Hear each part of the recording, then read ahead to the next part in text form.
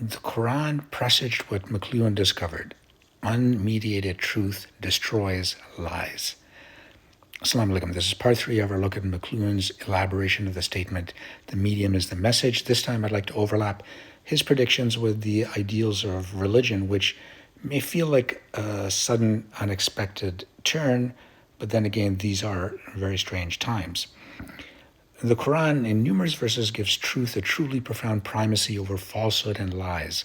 For example, there's a verse that says, "Truth has come and falsehood has vanished. Surely falsehood is ever bound to perish." That's Quran 1781. So propaganda, which would, in Quranic terms, would be called batil or falsehood, is ephemeral, and the reality, the haqq, or the truth of human suffering, inevitably pierces through. The correct medium is capable of accelerating this metaphysical law. So in the Prophet's time, he was unmediated among the initially small but growing circle who were rejected by the legacy status quo, top-down power brokers of Mecca.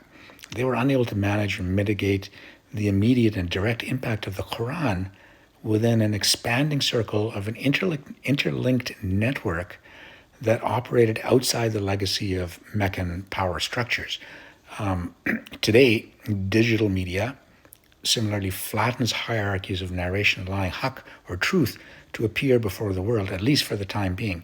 Social media has unintentionally become a global forum of shahada, of witnessing, of people around the world bearing witness to a horrific genocide. And this is a very remarkable thing. The message carried by the medium is that we are all implicated in testimony and responsibility. And so the importance in actively bearing witness is crucial. It is critical to our being human and not a manipulated plaything of controlled narratives weaponized for geopolitical purposes. Now, McLuhan claimed the medium reshapes human perception. So one might say that these new medium test whether the qalb, that is the heart as it's referred to in the Quran, is open to haqq or to truth, or closed in ideological arrogance and defiance. A profusion of images and videos of slaughtered children and the callously brutal statements of occupying forces break through hardened ideological filters. So in a sense, we see in real time people's fitra, which is their innate disposition towards truth and mercy, awakening and resonating through these very decentralized mediums. Content manipulation, which is just another euphemism for lies, fails because the medium itself is distributed, it's almost instantaneous, and it's visceral. It is bottom up and so bears truth in a much more connective way than controlled top-down media. Censorship attempts mostly fail because the logic of a multinodal network medium undermines search central authority, echoing the vision that haqq or truth does not need embellishment, but that it unveils itself through human witnessing and human action. Humanity's appalled reaction is not caused by rhetorical argument, but by the ontological immediacy, the categorical imperative of seeing, hearing, and feeling suffering through an unmediated presence made possible through the nature of the medium. The medium is capable of unveiling truth and breaking through lies. It lifts the veil on falsehood that the state wishes to keep hidden.